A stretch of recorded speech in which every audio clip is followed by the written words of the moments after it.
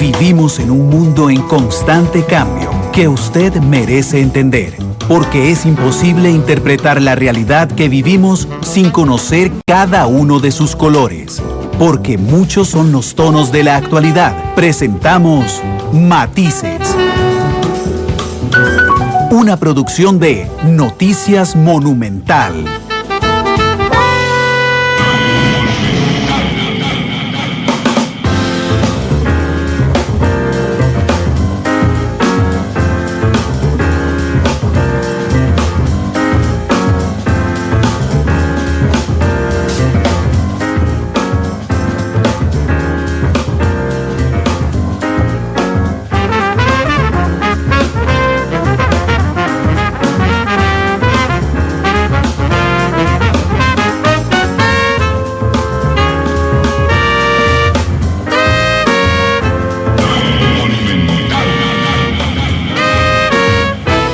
La radio de Costa Rica, 2 de la tarde con 8 minutos. Gracias por estar con nosotros en Matices.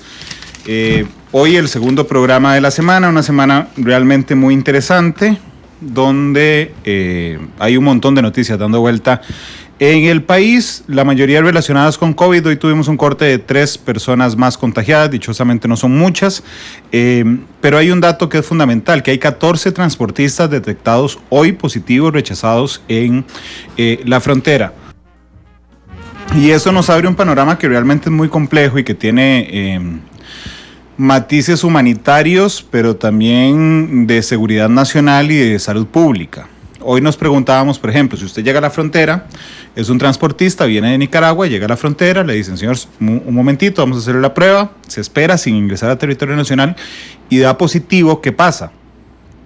Bueno, lo devuelven, es decir, lo rechazan y en términos migratorios no puede ingresar al territorio nacional. ¿Qué pasa con esa persona?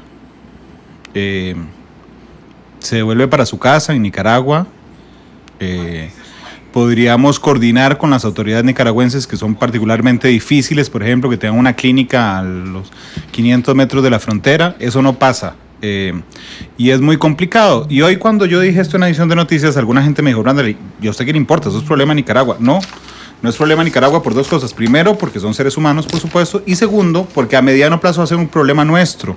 A nosotros realmente nos sirve que a Nicaragua le vaya muy bien en el manejo de la pandemia, y que al resto del mundo también. Así es que esa es una preocupación que está latente, indudablemente. Otra es el intento nefasto que están haciendo algunos diputados en la Asamblea Legislativa de atrasar la entrada en vigencia del matrimonio igualitario. Hay que recordar la historia. Nuestra institucionalidad se negó, se declaró incapaz, de hecho, de conversar sobre este tema. Esto hizo que las personas interesadas acudieran al Sistema Interamericano de Derechos Humanos, que por decisión nuestra es vinculante para nosotros. Y entonces nos mandó a que se aprobara el matrimonio igualitario. Ninguna figura diferente a esa, el matrimonio igualitario. Ese tema fue llevado a la Sala Constitucional, que en un voto muy particular encontró que efectivamente Costa Rica tenía que ponerlo a regir. Le dijo a la institucionalidad, vean, como usted, a la Asamblea Legislativa en particular, como ustedes siempre han sido incapaces de regular este tema, tienen 18 meses y si no lo hacen entrará en vigor el 26 de mayo de 2020, en 14 días. La Asamblea no lo discutió, tenía claro el marco sobre el cual jugaba, no podía aprobar nada diferente al matrimonio igualitario. Y resulta que en las últimas horas, apostando a que la Sala Constitucional está integrada de una manera diferente a ese voto, algunos diputados intentan, utilizando de excusa una organización civil, pero a mí me consta, lo hemos logrado comprobar en las últimas horas, que hay diputados yendo a pedir firmas de sus compañeros, que se vote una moción para pedirle a la Sala Constitucional que atrase la entrada en vigencia de su sentencia. Eso es muy peligroso. Imagínese usted si lo detienen ilegalmente y usted va y presenta un habeas corpus y la Sala Constitucional ordena su libertad y que el Estado le diga a la Sala Constitucional, vea, deme un mes para cumplir la sentencia. No, las sentencias se respetan, los plazos se respetan, así que no solo es un paso muy peligroso de la Asamblea Legislativa, es un paso muy peligroso de los diputados, sino que sería más peligroso aún que la Sala Constitucional, los 7 jueces superiores de nuestro país, acepten prorrogar el plazo de un tema que ya fue hartamente discutido y en el que no nos pusimos de acuerdo. Y finalmente, es poco brillante políticamente hacer esto. Hace 2 años Costa Rica se dividió profundamente, hace un poco más, sobre este tema. Cuando usted le pregunta al PUSC o a Liberación Nacional por qué perdieron las elecciones, aquí Antonio Álvarez me lo dijo en una ocasión, don Rodolfo Pisa también, Randall, porque la conversación se centró en esos temas. Entonces, pareciera poco brillante que sus propios diputados, a 2 años de las elecciones, vuelvan a poner sobre el tapete el tema bajo el cual, según ellos, perdieron las elecciones. Así es que tema discutido, flaco favor le hacemos al país, volverlo a poner en la palestra cuando ya este tema está suficientemente discutido, pero además decidido por los jueces y por el sistema interamericano. Son las 2:14, vamos a entrar en materia. Hoy no vamos a hablar de eso, vamos a hablar del tren eléctrico de pasajeros, pero necesitaba decirlo. Y no, primero vamos a recibirlo del café. Chelita, muchas gracias. No, usted no pida perdón, adelante. Ahí está Chelita, que tenía 2 meses sin servirnos a los invitados. Así que hoy está de fiesta Chelita también. Muchas gracias. 2:14. Gracias, Chelita. Y ya trae la mía porque es un poco más grande. Gracias, Chelita. Doña Claudia Doble, la primera dama de la República, nos acompaña aquí en Matices. Doña Claudia, bienvenida, ¿cómo le va? Muchas gracias, Randall. No, más bien muchísimas gracias por el espacio y un saludo a todas las personas pues, que nos están oyendo, que nos están viendo. Muchas gracias por venir. Hace 2 meses no teníamos invitado en Matices físicamente. Doña Claudia fue la última persona que vino y es la primera persona ahora en esta nueva normalidad hacia la que vamos caminando, doña Claudia. La última vez que vine era para hablar del marco de modernización del sistema de transporte público en Costa Rica, sí. Y hoy pues venimos a hablar en específico del tema del tren, así que creo que puede ser una buena señal de los temas que estamos discutiendo en Costa Rica, que son temas de desarrollo. ¿Qué es el destino? Es un tema de desarrollo, entonces yo lo veo con optimismo. Indudablemente. 2:14, doña Elizabeth Briceño, que es la presidenta ejecutiva del Incofer. Doña Elizabeth, bienvenida, ¿cómo le va? Muchísimas gracias por la invitación y aquí contenta de hablar un tema que me apasiona mucho. No, muchas gracias por estar aquí. Yo he intentado dividir el programa de hoy en 4 partes. 1, indudablemente es el momento político de la decisión política. El otro es el tema financiero, cómo se financia esta obra y los detalles que tiene. El otro es la visión integral del tren, que es mucho más que el tren. Y finalmente el tema de servicio, específicamente del tren. Así es que me voy a guiar por esas partes. Doña Claudia, revisándolos desde que anunciamos el programa de hoy, revisando algunos comentarios, hay algunos que dicen no es el momento. Estamos en una situación muy complicada porque vamos a pedir un préstamo para construir un tren en este momento. Bueno, primero decirle a todos los costarricenses que dentro de las buenas prácticas, este proyecto no es un proyecto que nace a partir de la crisis sanitaria, es un proyecto que le debemos a Costa Rica desde hace muchísimo tiempo. Dicho eso, más bien creo que coincide este proyecto del tren eléctrico para el gran área metropolitana, un proyecto de desarrollo, un proyecto que va a generar competitividad, productividad. Hay una serie de gastos de los cuales ahora podríamos hablar que Costa Rica, digamos, gastamos, perdemos una serie de dinero que perdemos año a año, justamente por no tener un sistema de transporte público robusto y por no ver el transporte público realmente como un pilar de desarrollo. Curiosamente, dentro de las mejores prácticas internacionales, en donde hay muchas cosas a nivel de cómo recuperar la economía después de una crisis económica tan fuerte, de una crisis sanitaria pues, que nos ha generado, por ser responsables en la parte sanitaria, hemos tenido un impacto socioeconómico importante.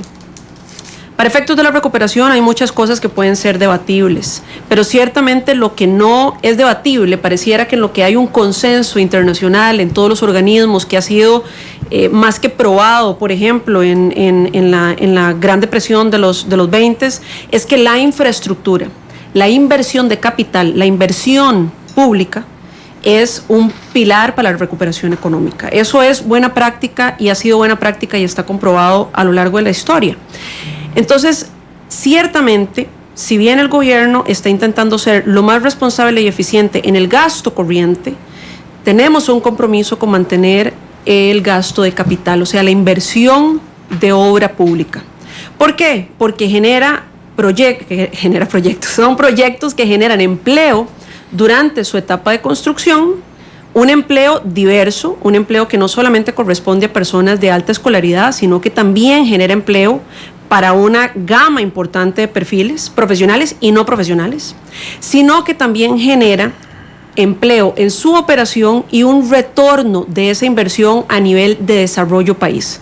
Entonces, cuando invertimos en un hospital, generamos empleo en su construcción, generamos empleo en su operación, pero aparte generamos desarrollo y tenemos un retorno socioeconómico de esa inversión más allá de los empleos directos que se pudieran haber generado. Entonces, hay un consenso de que ese tipo de inversiones son los que pueden realmente sacarnos de una crisis económica, son un pilar junto con otras medidas para la recuperación económica. Entonces, dicho eso, dichosamente, nosotros ya veníamos trabajando en una agenda de proyectos de inversión pública importantes que en este momento, más bien dichosamente, están listos. Están listos, están maduros, han pasado por todo un proceso de manera responsable y lo que corresponde en este momento es que en el caso del proyecto del tren, ya que requiere una parte de financiamiento que requiere aprobar la Asamblea Legislativa, tienen que pasar por esa etapa. Hay otros proyectos de inversión pública que realmente tienen otras rutas y con los cuales seguiremos adelante. Inversión pública a nivel hospitalaria, inversión pública a nivel escolar, inversión pública a nivel vial. Todo eso seguirá. En este proyecto, que es un proyecto donde tenemos una visión país, un proyecto ambicioso, tenemos que pasar por una revisión responsable de parte de los señores diputados, las señoras diputadas. Según nuestro cronograma, nosotros tuvimos que haber entrado hace aproximadamente mes y medio. Uh-huh. Coincidió con un momento en el país en donde no correspondía que nosotros metiéramos ese proyecto en medio, eso sí, de una primera etapa de atención en donde tanto el Ejecutivo como el Legislativo estaban abocados a resolver la inmediatez de la crisis, tanto en la parte sanitaria como en las acciones que se requerían para llevar alivio inmediato y temporal para los impactos socioeconómicos. Entonces, ahí no correspondía que nosotros llegáramos a la Asamblea Legislativa a hablar de un proyecto que, si bien es importante, responde más a la etapa en la que estamos al día de hoy, que es la etapa de tenemos que pensar en la recuperación.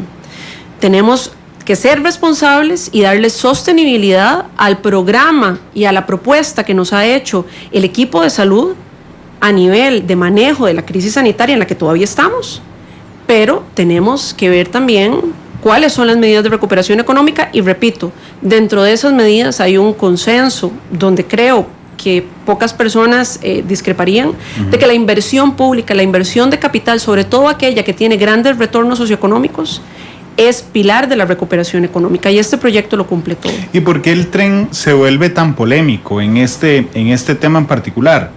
Si usted plantea un préstamo que no pase, bueno, no un préstamo, una inversión de capital que no pase por la Asamblea Legislativa, La Galera. Okay. Yo no he oído a ningún diputado diciendo, paren La Galera porque no necesitamos eso en ese instante, pero el tren sí. ¿Cuál es la diferencia entre las dos cosas? Bueno, yo creo que hay una equivocación, tal vez un error en pensar que cuando hablamos de aprobar financiamientos para proyectos como el tren, estamos excluyendo otras cosas que requiere también el país. Entonces, tal vez mucha gente, y lo he oído y lo digo abiertamente porque creo que es una dicotomía que es falsa. Mucha gente que dice, bueno, es que en vez del tren deberíamos abocarnos en ser responsables con las finanzas de la caja, por supuesto, pero no deberíamos tener que escoger. Nosotros necesitamos, como país, seguir apostando en los proyectos de larga data, seguir apostando en la infraestructura, seguir apostando por nuestra competitividad país, por la mejora de la calidad de vida de la gente. En el caso del transporte público, muchas de las personas más vulnerables y más pobres de este país. Pero ¿no le parece de larguísima data? Y por otro lado, encontrar la ruta responsable, real, por ejemplo, para darle solución al tema de la caja. Entonces, creo que hemos entrado tal vez en que tenemos que escoger cuando realmente deberían ser acciones que se tienen que llevar en paralelo. Doña Claudia, es que yo le entiendo lo de la reactivación económica, pero según el cronograma, el inicio de la construcción sería en 2022. Correcto. Es decir, entiendo que estemos pensando en la recuperación económica para el 2022, pero ¿no sería mejor invertir esa plata este mismo año o a inicios del otro en otra cosa que nos genere un impacto más inmediato? Aquí tal vez decir varias cosas. Primero, en un momento donde los países van a apostar por la inversión de capital, nosotros tenemos un proyecto listo que ya tiene financiamiento. Muchos países no están en el momento en donde está Costa Rica y van a tener que ir al mercado internacional de las multilaterales a buscar financiamientos y a pasar por los procesos de maduración que eso requiere. Costa Rica ya tiene un financiamiento responsable, un financiamiento que fue aprobado y total por todas las personas de la multilateral con la que lo pedimos, que fue el BESIE, justamente por los requisitos que ellos tienen en inversión de este tipo de financiamientos, y no puede ser usado para otra cosa. Entonces, para un proyecto en donde tenemos un financiamiento con condiciones muy blandas, que no puede ser usado para otra cosa. ¿Eso qué significa? Que si Costa Rica dice, yo no quiero ese financiamiento de los 550 millones, esos 550 millones posiblemente podrán ir para otro país, que también los está necesitando. Entonces, eso es importante decirlo. Y por otro lado, que no se puede usar ese financiamiento para otros fines. Y por otro lado, si bien hay que decirle a los costarricenses que cuando hablamos del empleo directo que va a generar el tren, eso en efecto ocurre cuando el tren entre en construcción, y esa construcción no va a entrar en esta administración, hay que ser claros. Solamente el hecho de que la Asamblea Legislativa apruebe este proyecto ya dinamiza un sector importante de nuestra economía, el sector inmobiliario, que sabemos que está esperando que esto se haga, que eso sea aprobado por la Asamblea Legislativa para empezar a moverse, porque cuando existen proyectos de inversión tan grandes como esto, el proyecto del tren va a revalorizar todos los terrenos por donde pasa. Eso significa que va a tener un potencial de desarrollo, el área de impacto del tren, estos 15 cantones por donde entra el pasa, van a tener un potencial de desarrollo tal que sabemos que en la inmediatez, en el corto plazo, eso va a empezar a generar dinamismo en ese sector y por ende ese sector va a jalar otros sectores. Entonces sí vamos a ver una dinamización de la economía con solo la aprobación en la Asamblea Legislativa en el corto plazo. Pero déjeme subrayar dos puntos que usted acaba de mencionar y me adelanto un poquitito en la entrevista. Ok, cuando yo tengo dos hermanos, éramos tres. Cuando era chiquitillo llegó mi tío y me dijo, tome 20,000 colones y se compra unas tenis, porque tenía educación física y iba con unas tenis súper rotas a la escuela. Y las guardé.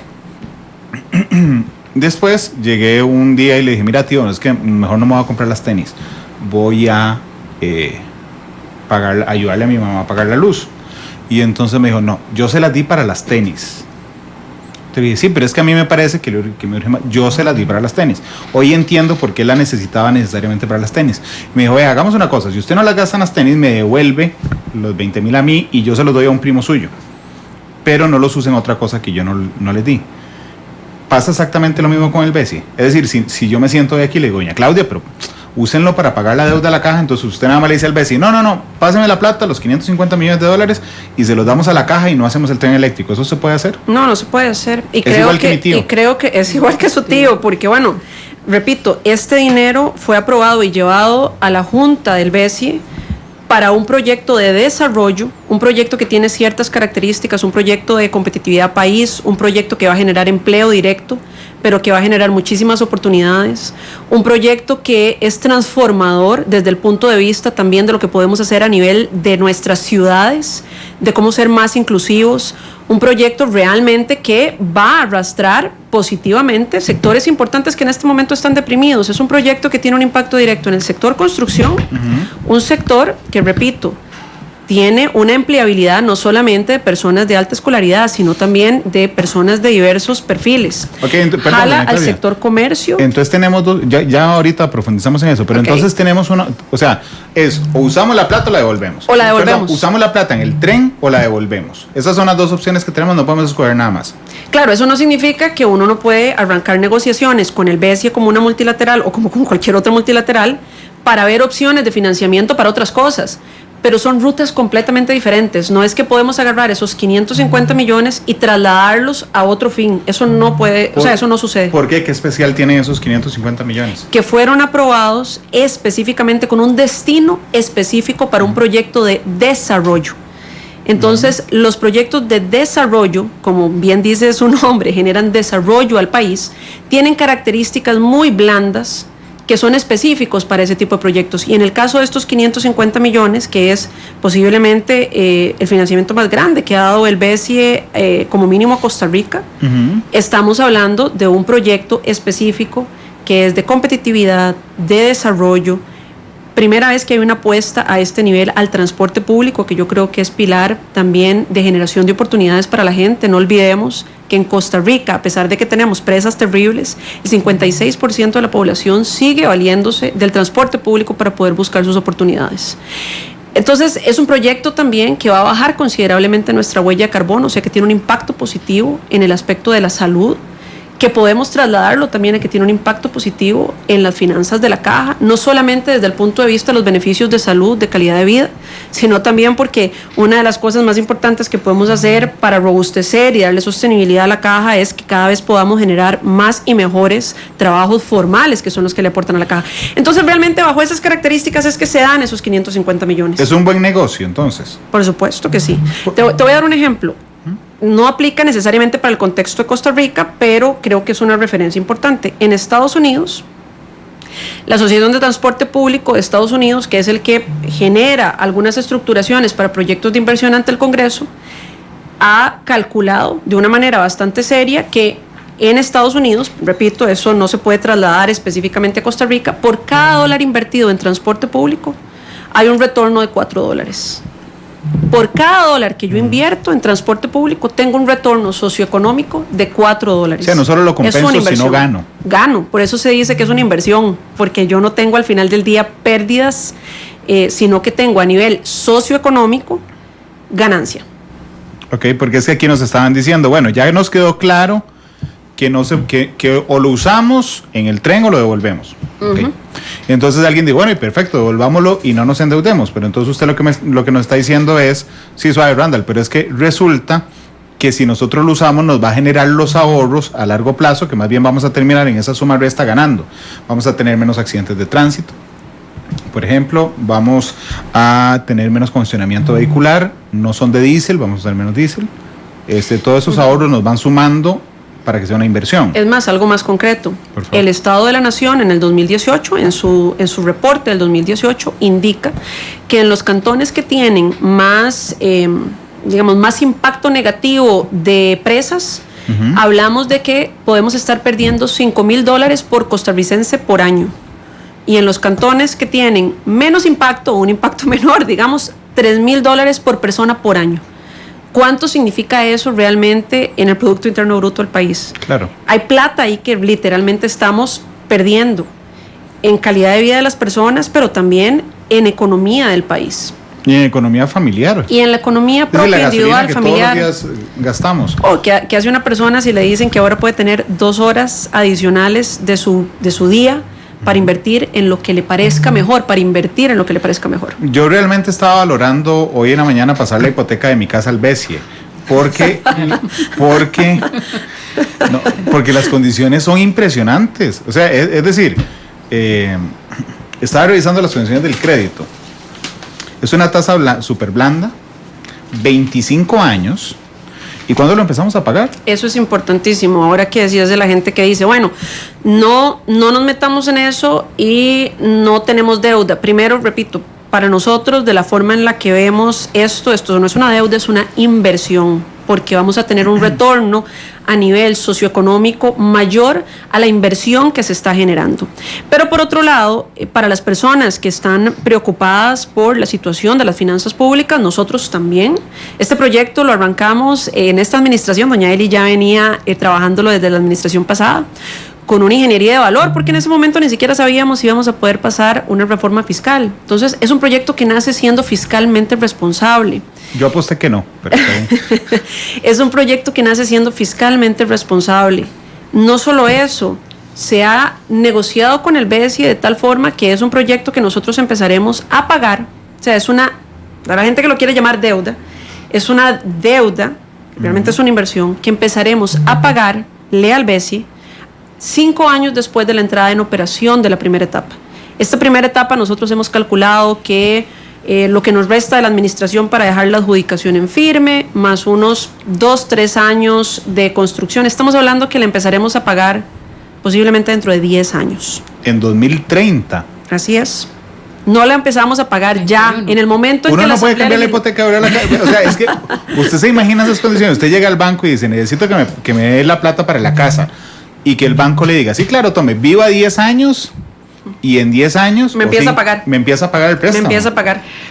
Una vez que sus finanzas familiares, y en este caso nuestras finanzas como país, hayan pasado por un proceso de 10 años, en donde este gobierno, que ha sido, me parece a mí, un gobierno muy responsable en ese sentido, y sabemos que así continuará. Entonces estamos hablando de que en 10 años las finanzas públicas de Costa Rica tienen que ser otras, porque el país va a necesitar que sean otras. Pero además, si ya pasaron 5 años, doña Elizabeth, de la entrada en operación de la primera fase, significa que ya habremos registrado una disminución o un ahorro en combustibles, un ahorro en la cantidad de presas, empleos, sí, los empleos, justo quería caer en los empleos, y en el desarrollo de las zonas por donde pasa el tren. Correcto.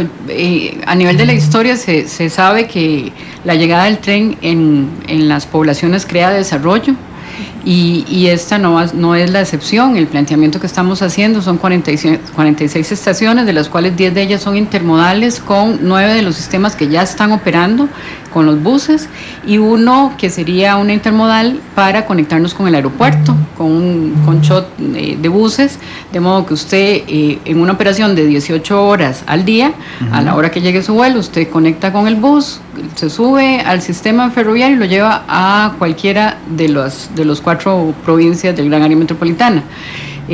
Porque creo que es importante esto, porque estamos afectando o estamos dándole una mejor calidad de vida y productividad al 73% de la población costarricense que está concretamente en ese gran área metropolitana. La desesperación durante el siglo XVII en los Estados Unidos, el XVIII, perdón, en los Estados Unidos, era era llegar de costa a costa con el tren, era fundamental para ellos. Realmente había un montón de vidas que dependían de eso, un montón de vidas que se perdieron construyendo, por supuesto, la vía férrea entre lado y lado. Y prácticamente por donde iba avanzando la ruta férrea, se iban desarrollando los pueblos. Eso pasó en los Estados Unidos.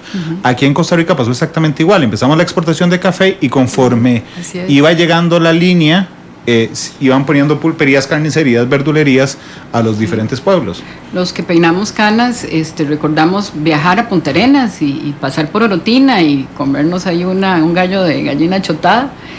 Vaya usted ahora a Orotina y la gente le pide el tren, ¿verdad? Bueno, hay que hacer un primer paso, que es el proyecto del tren eléctrico en el Gran Área Metropolitana, y así se ha planteado Incofer, pero obviamente esto no es un proyecto solamente de Incofer, sino es un proyecto país, que trasciende, como decía doña Claudia, trasciende gobiernos. Por eso es la importancia de nosotros de continuar con el proceso que iniciamos, como mencionaba doña Claudia, desde la administración pasada, y creo que ese ha sido el éxito, que esta administración continuara con el proyecto, porque este proyecto ha cumplido todas las fases de preinversión. Por eso es que hablamos de un proyecto maduro. Es decir, esto no es una ocurrencia de hoy, que hoy se nos ocurrió hacer un tren, sino que tiene un estudio de prefactibilidad, una ingeniería de valor, pero además algo muy importante de esa ingeniería de valor, que revisó las 3 últimas propuestas que teníamos Costa Rica como país para hacer un tren eléctrico. Recuperamos propuestas de otras administraciones. Entonces, toda aquella inversión que se hizo también en estudios, la logramos también canalizar para este proyecto en específico. Pero en 1820, cuando hacemos la primera exportación de café,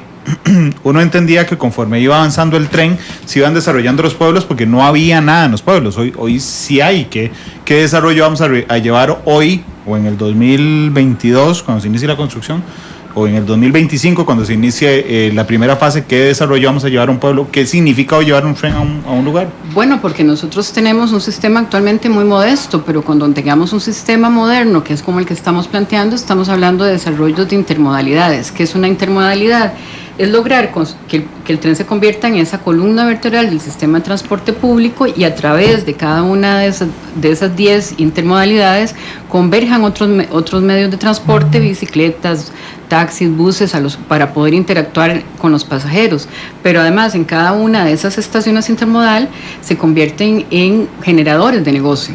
¿Por qué? Porque ahí hay una cafetería, porque ahí hay un banco, porque usted puede perfectamente montarse el sistema. Es una gran estación.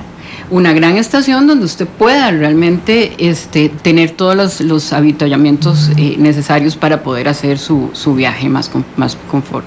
Y sería la primera vez, eso es importante decirlo, Randall, sería la primera vez que Costa Rica apuesta por un desarrollo que se orienta al transporte, o sea, un desarrollo de planificación urbana que entiende que tiene que estar enlazado al transporte público para darle realmente calidad de vida a sus ciudadanos. Eso en Costa Rica realmente nunca se ha hecho así. Hemos tenido una especie de división entre la planificación urbana y el transporte público cuando realmente deberían estar unidos. Eso le va a dar un potencial al tren como proyecto que va a generar dinamismo que nunca hemos experimentado en Costa Rica. Justamente por eso se trabajó previendo el potencial que esto podía tener. Se ha estado trabajando con las 15 municipalidades por donde pasa el tren para que realmente ellos se preparen en la renovación del uso de suelo, en generar y habilitar, por ejemplo, ciclovías, peatonización, que realmente se conecten con el transporte público, como una mejora global, digamos, esto es integral, de la calidad de vida de los ciudadanos enlazada con que yo me puedo conectar a las oportunidades por medio del transporte público. Esto va a ser una columna vertebral de todo el gran área metropolitana. Estamos hablando, te doy un ejemplo que me parece interesante porque con ellos tuvimos reuniones. El tren eléctrico del gran área metropolitana va a enlazar todas las universidades públicas y varias universidades privadas. Eso le generaría, y tuvimos una reunión, por ejemplo, con los rectores de las universidades públicas. Eso le generaría al tecnológico de Cartago poder generar sinergias que en este momento no tienen de sus programas y de sus cuerpos estudiantiles con la UNA en Heredia. Podrían enlazarse con la sede por donde pasa la UTN. La UNED podría también encontrar sinergias interesantes con otras universidades que en este momento no las tiene. Solo para dar un ejemplo. Esa conectividad nos daría oportunidades que en este momento Costa Rica no tiene. Entonces sí, hemos tenido un desarrollo, pero un desarrollo que no ha sido necesariamente planeado y que en el momento en que abrimos esa oportunidad, las opciones empiezan a ser muchas, positivas, para Costa Rica, para los estudiantes, para los trabajadores, para las personas. Entonces sí hay un atractivo ahí de desarrollo que no hemos tenido antes. Doña Claudia, disculpe que vuelva al financiamiento, pero ¿qué pasa si los diputados dicen no? Bueno, eso es importante. En esta estructuración del proyecto, nosotros consideramos que es fiscalmente responsable y que está balanceada porque está pensada para que podamos tener ese crédito de 550 millones tan blando y con características tan positivas como las que estamos teniendo. Si nosotros quitamos esa parte de la ecuación, eso significaría que el proyecto se encarecería, ya no tendríamos las mismas condiciones, o significaría que tendríamos un impacto en la tarifa que podría generarnos un desbalance tarifario en el sentido que la tarifa tiene que ser socialmente responsable. Entonces, ¿por qué no lo hagamos? Por eso, o sea, al final del día requerimos para que el proyecto tenga esta ecuación que se ha trabajado y que se ha liderado por un equipo técnico muy sólido, liderado por doña Elizabeth, por la unidad ejecutora de Incofer, los consultores, el equipo económico. Es una ecuación que está completamente balanceada. Si nosotros quitamos estos 550 millones, esa ecuación ya no es la que nosotros creemos que beneficia al país en el mediano y largo plazo y que permite que este sea un proyecto viable. Así que requerimos que los diputados nos apoyen con esto. Yo quisiera tal vez llamar la atención de no volver a cometer los errores del pasado, de ver los sistemas ferroviarios con un más menos financiero, porque además no hay desarrollo ferroviario de pasajeros que sea autosuficiente. Aquí la gran ganancia que tiene el país son los temas de las externalidades, de los beneficios netos que rondan alrededor de los 3.000 millones de dólares de este proyecto. Es decir, con todos los costeos y las inversiones que hay que hacer y las cargas financieras que hay, el país va a recibir por esta concesión 3.001 millones de dólares ¿En beneficios de qué? Ahorro tiempo de viaje, en beneficios de mejor calidad de vida. La caja igual se va a beneficiar de tener menos gente ahí haciendo fila por problemas de salud. La competitividad, hay que aterrizarlo esto a la gente. ¿Qué le significa a la gente? Desplazarse de Heredia a San Pedro en 25 minutos y que si el tren se me va, dentro de 5 minutos llega el otro y lo tomo, no tengo que esperar como en el sistema actual, que tengo que esperar 25 minutos, sino solo 5, y llego más descansado a mi trabajo, llego con más ganas de trabajar, llego con más ganas de poder llegar a la casa y poder compartir con mi ciclo familiar. Yo entiendo eso, pero entiendo que también podría ser muy abstracto, digamos, a la hora de interiorizar hoy cuánto representa esto, pero en la ecuación que ustedes hicieron, ¿verdad? Digamos, yo puedo decir, el proyecto cuesta $1.550 millones, ¿ok? Eso es lo que cuesta. Sí. Ok. Entonces, no sé, voy a hacer un ejercicio, no sé si pasó, pero voy a hacer este ejercicio. Uno dice, bueno, tengo $1.550 millones, esto me cuesta hacerlo, para pagarlo tengo que dividir esto en el número de pasajeros y me sale, claro, cada uno tiene que pagar $2,5 millones por viaje en el tren, ¿verdad? Ok. Y entonces usted dice, suave, ¿cómo hacemos? Porque nadie va a pagar $2,5 millones por viajar en el tren para disminuir los costos. Entonces se pusieron a hacer cálculos.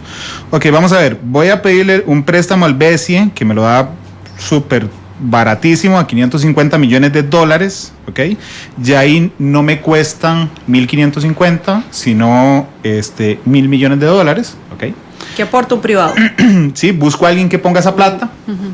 ¿Verdad? Y que se lo vaya recompensando de la tarifa, pero ya una de la tercera parte del costo, digamos, de esa tarifa ya lo estoy asumiendo a través del préstamo del BESIE. Okay. Sí, esos proyectos, como son por concesión, el concesionario tiene 3 fuentes de financiamiento. El aporte estatal, tiene la tarifa, que hemos realizado toda la sensibilización tarifaria, de modo que realmente poder tener una gama amplia de hasta dónde estaría dispuesto el pasajero para poder acceder a un tipo de sistema como esto, y evidentemente todas las que son las adicionales. Y es ahí donde, por ejemplo, el único tren de pasajeros que es autosuficiente, que es el de Hong Kong, es ¿por qué? Porque tienen unos desarrollos inmobiliarios con los que se repagan mucho de la operación. Es importante decirle a todas las personas que nos ven y que nos están oyendo, Randall, que el aporte estatal va en 2 tiempos, y hay que ser claros con eso para que luego no sientan que no les estamos hablando con completa claridad. Dentro de lo que cuesta, los $1.500 millones es el costo de la infraestructura, para poner esto a operación. ¿Dónde? De la línea. De todo el proyecto, ahí estamos hablando. La línea y las estaciones. De todo el proyecto. Bueno, de todo el proyecto, eso incluye el equipamiento, ¿verdad, doña Eli? Claro, y la operación. Y la operación. Trenes, la vía. Con todo lo que eso significa, porque es un sistema completamente moderno, que no, digamos, que no responde tal vez a lo que nosotros hemos visto, que es una operación limitada, la que tiene Incofer el día de hoy. De esos 1.550 millones de inversión, nosotros aportamos 550 a tasas muy bajas, y tenemos un privado, en una alianza público-privada, un privado que le inyecta a la economía de Costa Rica $1.000 millones. Eso ya de entrada, para efectos de lo que estábamos hablando de la recuperación económica, es un dato importante. Después, en la operación, requerimos, y como decía bien doña Elizabeth, los proyectos ferroviarios aquí y en todo el mundo, con una sola excepción que bien indica doña Elizabeth, tienen aporte anual a la operación. ¿Por qué ese aporte se tiene que dar anualmente a la operación? Porque las operaciones ferroviarias son complejas, son sofisticadas y están pensadas para que sean completamente inclusivas. Estamos hablando de que queremos que más de 200,000 personas se monten al tren al día. Estamos hablando de 50 millones de pasajeros al año.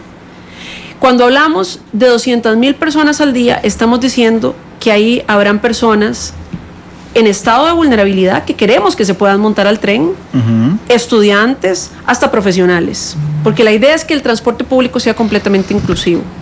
Eso significa que necesitamos que la tarifa sea una tarifa socialmente aceptable, para que cualquier persona tenga acceso a montarse al tren. Ok, para que no nos salga tan caro. Para que no nos salga tan cara esa tarifa, tiene que haber un aporte a la operación. Okay. Entonces, los aportes van en 2 tiempos. El primero es al capital, al CAPEX, y luego hay un aporte a la operación. Por un tema de que la tarifa sea una tarifa que le permita a todos los costarricenses, no importa en qué posición socioeconómica se encuentren, poder acceder al tren. Aquí una de las cosas importantes es que una de las variables de adjudicación va a ser ese menor aporte estatal.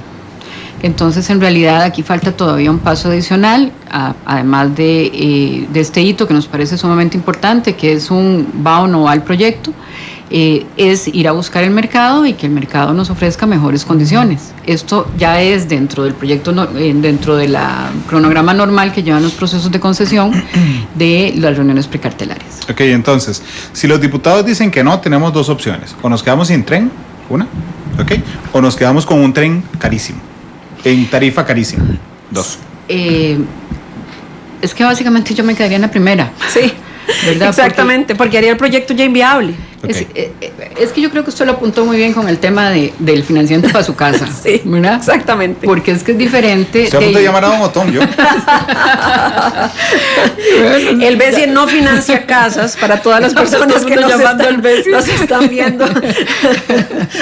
Yo todo feliz. Pero las condiciones son tan buenas que sería buenísimo. Claro. Para las casas, comercial, hemos trabajado con la banca para generar líneas de crédito buenas, con condiciones blandas, sobre todo para aquellas familias de ingresos medios. Yo estaba todo feliz que el banco me perdonó esa hipoteca en medio de esta situación.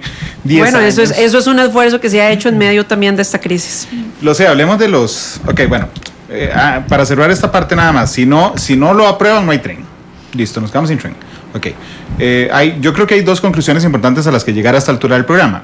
Uno, la plata no se puede usar para otra cosa, o la usamos para eso o la devolvemos. Y eso es muy importante cuando usted analiza y quiere opinar, y ahí está abierto el WhatsApp y está abierto el Facebook, y quiere opinar, hágalo libremente, pero te da claro esto, o lo usamos para el tren o lo devolvemos. Otro país lo usa para otra cosa, básicamente. Sí, más o menos, ok. Lo devolvemos y se lo dan a alguien más, ok. Y lo segundo es que si los diputados no lo aprueban, no hay tren. Esas son dos certezas que tenemos esta tarde. Se espera generar 2.670 empleos. Directos. Sí, indirectos. Sí. Ok, 1.200 en la etapa de construcción a partir del 2022 y 1.470 en la etapa operativa. De operación.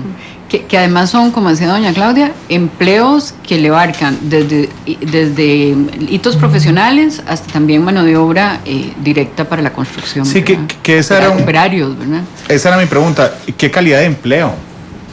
De todo. Primero, decir lo importante, empleo que se va a generar nuevo, empleo formal.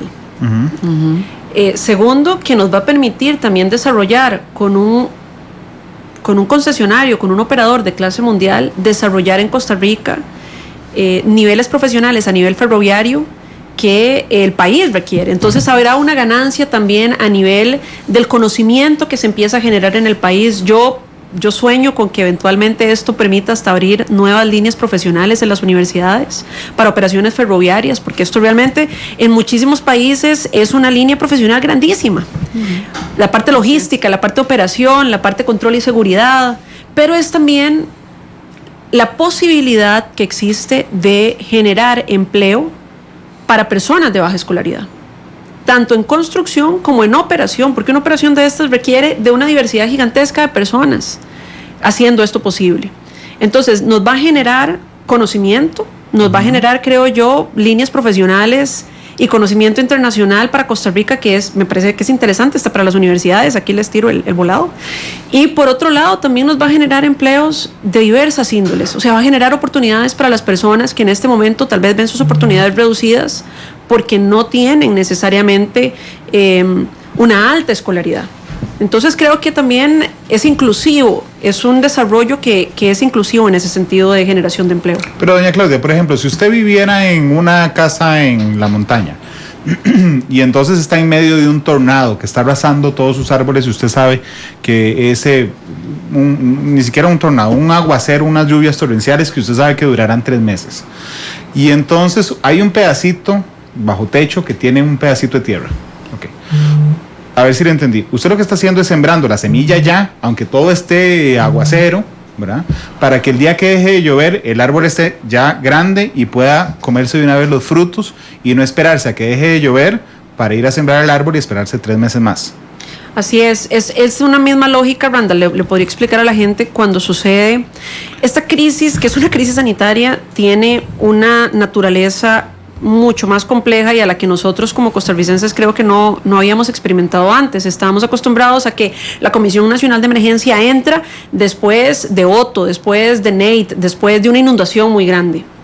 Eso tiene otra naturaleza, pero al final del día pensemos en estos otros eventos en donde la mitigación, o sea, una vez que el desastre pasó, la mitigación nos sale mucho más caro y no hay plata que alcance, versus si nosotros como sociedad invertimos en adaptación y en prevención para que esas comunidades fueran más resilientes, para que efectos de una inundación nuestra infraestructura esté más preparada, nuestras comunidades estén más capacitadas para responder, tengamos lo adecuado a nivel de prevención. Eso al final del día, si bien cuando tenemos una necesidad tan urgente aquí, pareciera que esto no tiene sentido, realmente como sociedad tenemos que encontrarle una ruta, obviamente, para las necesidades que tenemos en el corto plazo, y yo creo que en eso hemos sido disciplinados, esforzados en un trabajo en equipo junto con la Asamblea Legislativa, que ha tenido un compromiso importante en esta crisis. Pero no podemos dejar de apostar por esto otro, no podemos dejar de apostar por la prevención, porque si no esto nos va a salir cada vez más caro. Es que se lo pregunté incluso para aclararme a mí mismo, doña Claudia, o sea, en el sentido de que preparando la entrevista yo podría me senté y dije, bueno, está bien, digo, todo muy chiva con el tren, ojalá que el tren sea chivísima realmente y ojalá yo lo conozca también. Pero este es el momento. Entonces yo dije, bueno, sí. Puede ser que a todos, en la lógica que acaba de usar doña Claudia, digamos, una locura, y proponer un tren cuando tenemos todo paralizado, debe haber alguna explicación de fondo, ¿ok?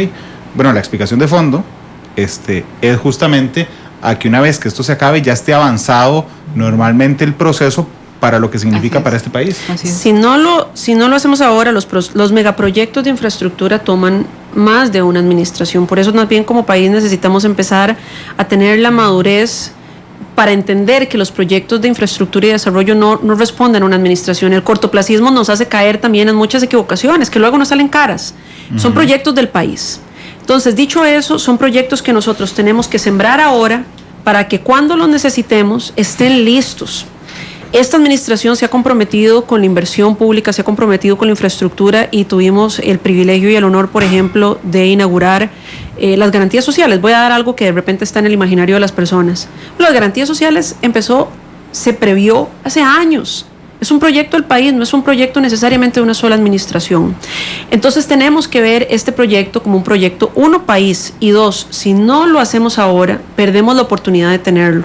Perdemos la oportunidad, por ejemplo, de que la siguiente administración pueda tener 1.200 empleos directos en una etapa de construcción y una inyección de $1.000 millones a la economía del país.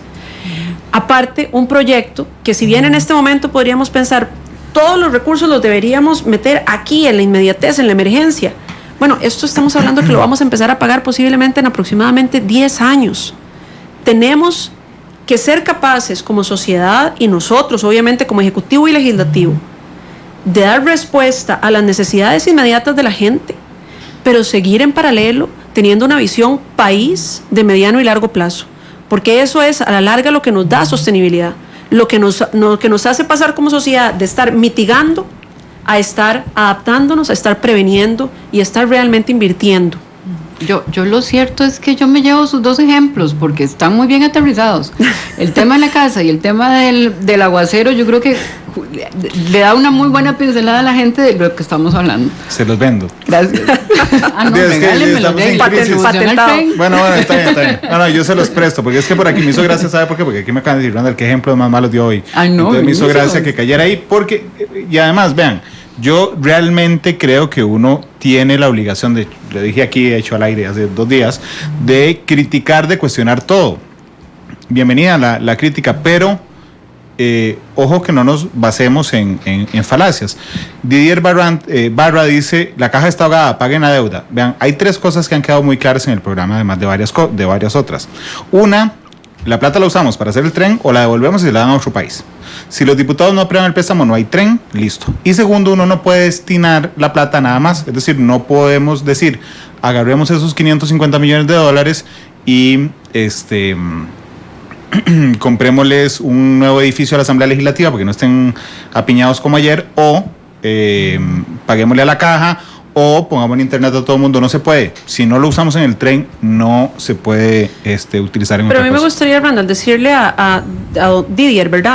A don Didier, que el que apostemos como país a un proyecto de desarrollo como el tren no significa, y esto me gustaría decírselo a todas las personas que también nos están escuchando, no significa que no hay un compromiso con la caja. Sencillamente tienen rutas diferentes, no son excluyentes. Y hay un compromiso de parte del Ejecutivo de tener un diálogo abierto y transparente, no solamente con la caja, sino también con el Legislativo, para poder encontrarle una ruta a la Caja Costarricense de Seguro Social. Hay un compromiso para hacerlo. Entonces realmente no es que si nosotros seguimos adelante con el tren, vamos a excluir las rutas y el compromiso que hay con encontrarle a largo plazo y de una manera realista una salida a las finanzas y a la deuda que se tiene con la caja. Entonces realmente eso seguirá. El Ejecutivo está comprometido en encontrar una forma, una ruta realista con la que podamos comprometernos y que no solamente le corresponderá a esta administración. Eso será un compromiso que creo que como Estado tenemos que asumir con la caja, pero esa ruta se está trabajando. Claro, pero además hay que pensar en el más largo plazo. O sea, vamos a ver, hoy entrevisté a Álvaro Sáenz, el presidente de la Unión Costarricense de Cámaras y Asociaciones del Sector Empresarial Privado. ¿Okay? Uno no puede perder las cosas de perspectiva. Si nosotros logramos generar 2.700 empleos en un plazo de 5 años, eso ayuda a la caja inmediatamente. O sea, porque esas personas van a estar aseguradas, eso le da plata a la caja y eso lo hace sostenible.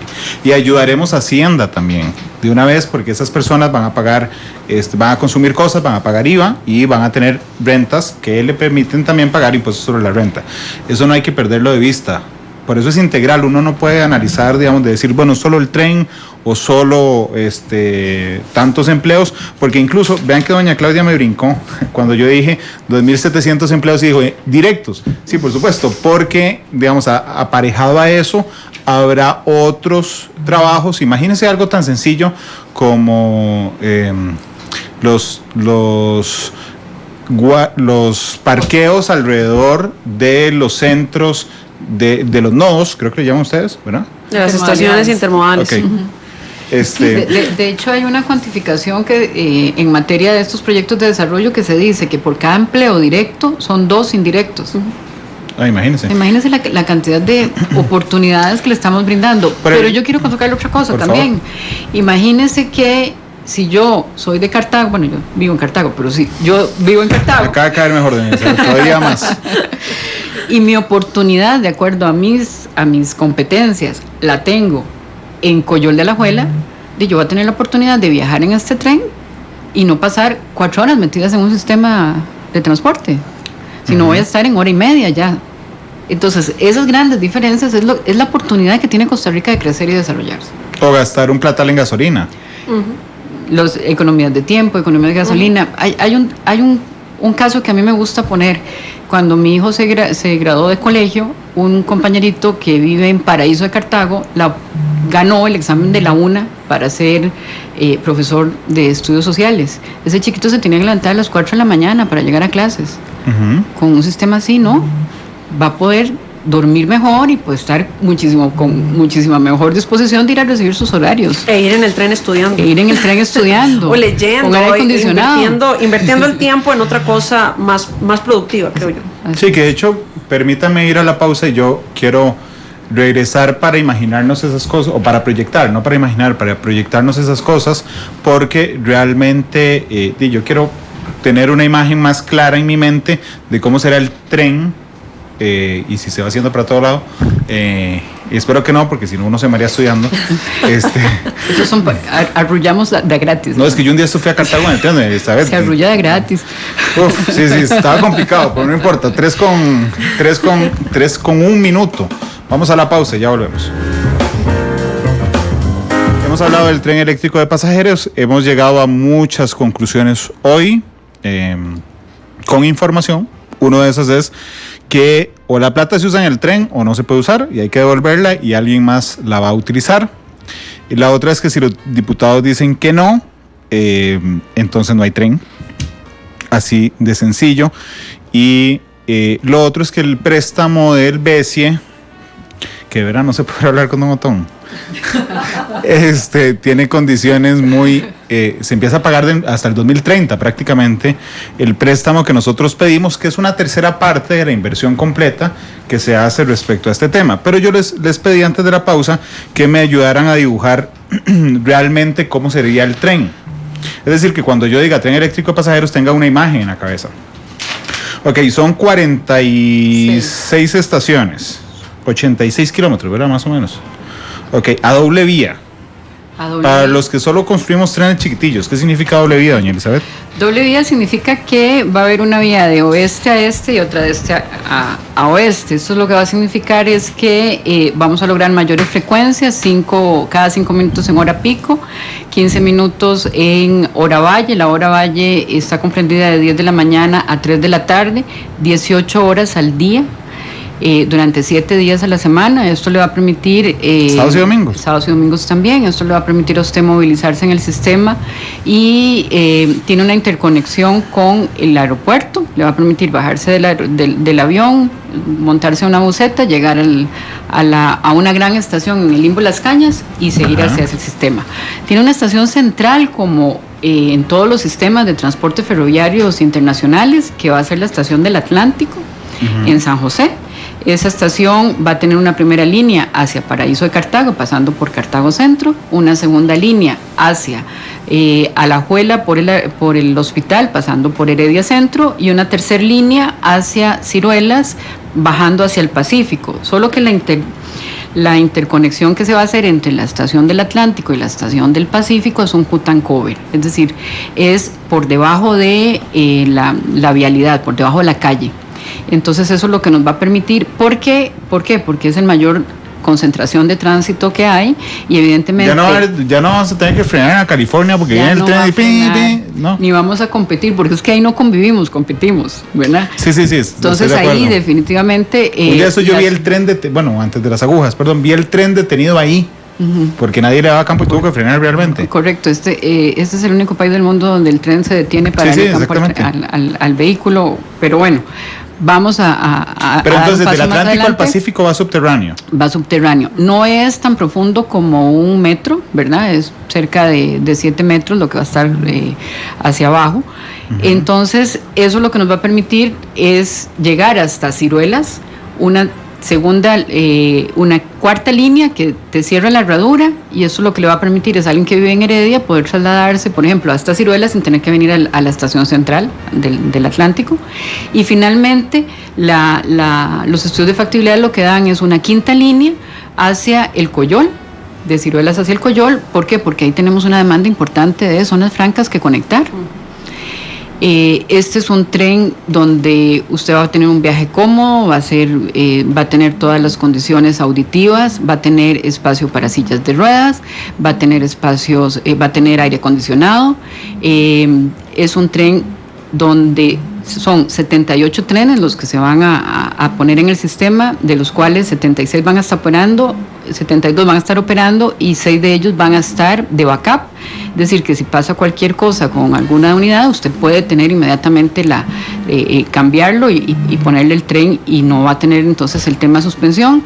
En los sistemas ferroviarios internacionales, recordemos que un tema importante es la seguridad, va a tener todos los desarrollos a nivel de agujas. Creo que es importante las pinceladas que hemos estado dando alrededor de estos 2 años para poder que la gente vaya interiorizando lo que es un sistema ferroviario.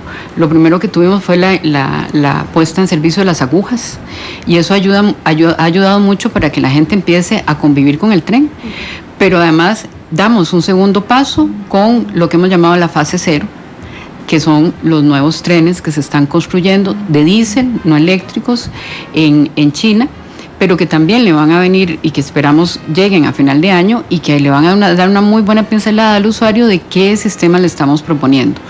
Y yo creo que lo más importante... ¿Pero esos para qué vienen, doña Elizabeth? Para 2 temas importantes. Primero es mantener el servicio. Recordemos que estamos hablando de una construcción que se va a empezar a finales del año 2022 y que necesitamos mantener el servicio y acrecentar los pasajeros. ¿Por qué? Es que usted de la noche a la mañana no se levanta diciendo, hoy no me voy en este bus, me voy a ir en este otro, o hoy me voy en bici, no me voy en mi carro, hoy, sino que esto es un tema de culturización, y entonces para eso usted tiene que poner un sistema atractivo para atraer a la gente. Ahorita tenemos una capacidad muy limitada, usted mismo lo ha vivido, que me dice que viaja en tren, ha vivido que nuestro servicio es muy limitado en cuanto a capacidad. La puesta en servicio de nuestras unidades actuales, estamos hablando de 180 pasajeros por tren, y estamos apostando por estas nuevas unidades que son 372 pasajeros por tren. Esto definitivamente va a ayudarnos a enamorar más, como digo yo, para traernos más pasajeros al sistema. Pero un tema que me encantaría que doña Claudia comentara es el tema de que es un tren 100% eléctrico, y ese es el gran distintivo. Sí, más bien complementar también un poco lo que dice doña Elizabeth ahora. Nosotros estamos comprometidos en mejorar el transporte público. Yo repito, el transporte público no lo deberíamos ver como un plan B. El transporte público es un generador de desarrollo y es la oportunidad que tienen muchas personas de poder expandir, valga la redundancia, sus oportunidades de trabajo, sus oportunidades académicas. Yo he tenido conversaciones con personas que me dicen, vea, yo salí del colegio, me gustaría ir a algún nivel más allá académico, pero literalmente no tengo cómo llegar a la universidad, o no tengo cómo llegar al centro académico más cercano de una manera segura, o que me sirva con mi realidad personal o familiar. Personas que quieren continuar sus estudios de manera nocturna, pero el transporte público es una limitación, puede ser una limitación si no existe. Entonces, primero, darle valor, poner sobre la mesa el valor que tiene el transporte público como sistema. Y aquí no estoy hablando solamente del tren, aquí estoy hablando del transporte público. Hay un compromiso en que el transporte público, modalidad tren, modalidad bus, etcétera, mejore, porque eso mejora la calidad de vida de los costarricenses. Entonces, en el corto plazo, nosotros requerimos no solamente sostener, sino mejorar la operación del Incofer. Por eso es que va a llegar equipo nuevo rodante a finales de este año, y yo creo que la gente va a estar muy contenta cuando vea esos trenes que son completamente nuevos, que tienen otras características. Eso eventualmente, cuando el tren eléctrico entre en operación, le permitiría al Incofer poder poner a operar, ya, digamos, esto es un plan de largo plazo, poner ese equipo a operar eventualmente una expansión hacia el Pacífico, o poder ver opciones también más allá de la logística que se quiere hacer con el Telca a nivel de carga hacia el Caribe. Entonces, Tuli. Exacto, el Tuli. Es una oportunidad de que ese equipo pueda pasar a ampliar la red de servicio del Incofer más allá del gran área metropolitana. Ok, entonces en diciembre van a llegar nuevos trenes, pero son trenes que se podrán utilizar de inmediato. Sí. Sí. Ok. Sí. Porque no son eléctricos. Son de diésel. Mientras está esta.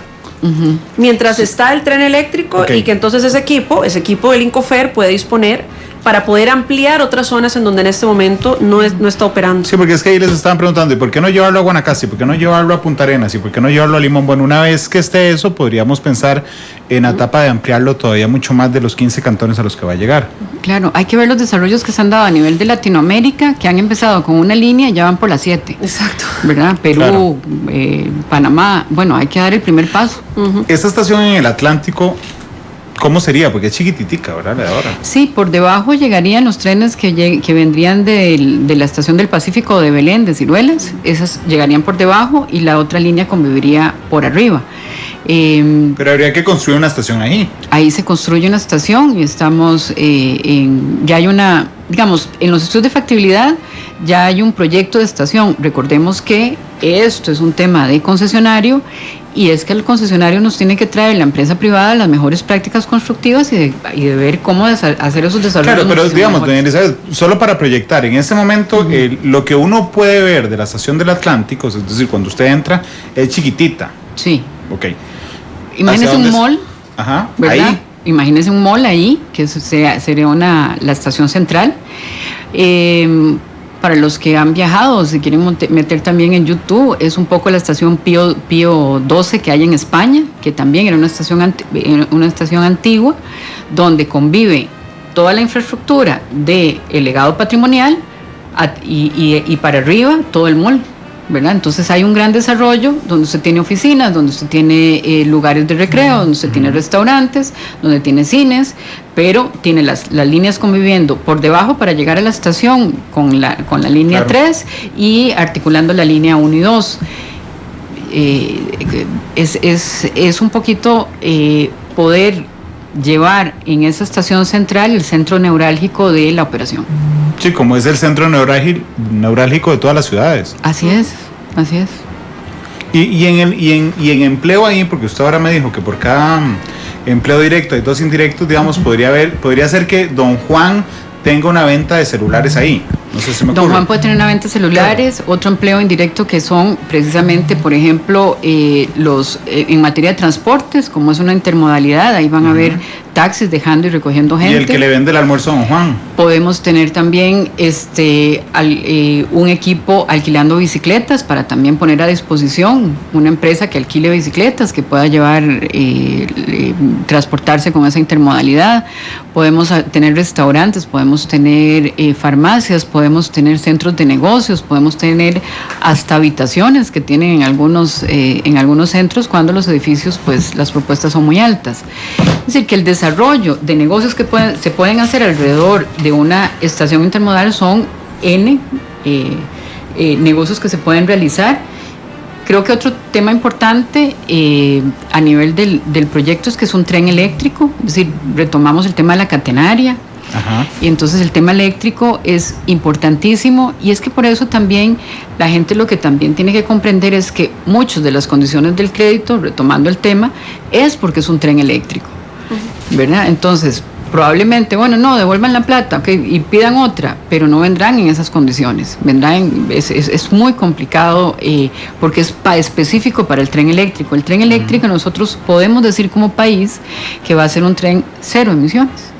¿Por qué? Porque nuestra matriz energética es 100% limpia. Claro. Ese sello a nivel internacional, la atracción de turismo es garantizada. Es decir, pero pareciera que a muchos ticos no nos importa. Y lo digo con todo el respeto, ¿sabe por qué? Porque el otro día estaba viendo una entrevista del presidente con la BBC, y una de las preguntas más interesantes que le hacen tiene que ver directamente con las políticas ambientales y la lucha contra el cambio climático. Y aquí es como... Sí, yo sé que eso a veces para mi generación es muy abstracto, pero para la generación de nuestros hijos, eso sí es algo muy concreto y por lo que la gente lucha. Pero además tampoco quisiera dejarlo en la etapa de que es por edades, porque mi mamá, que tiene 84 años, a los 80 empezó a reciclar las cajas de leche. Es decir, que eso es un tema que poco a poco ya está interiorizándose dentro del país, el tema ambiental. Claro, pero importante también decir, Randall, que tal vez a las personas que ven eso como un tema que no les impacta en su día a día, vea qué tan importante es el posicionamiento internacional de Costa Rica para la atracción de turismo, que en este momento que el sector turismo está sufriendo tanto los estragos económicos que nos está haciendo. Con un turismo en etapa 0, tenemos un golpe a nuestra economía gigantesco.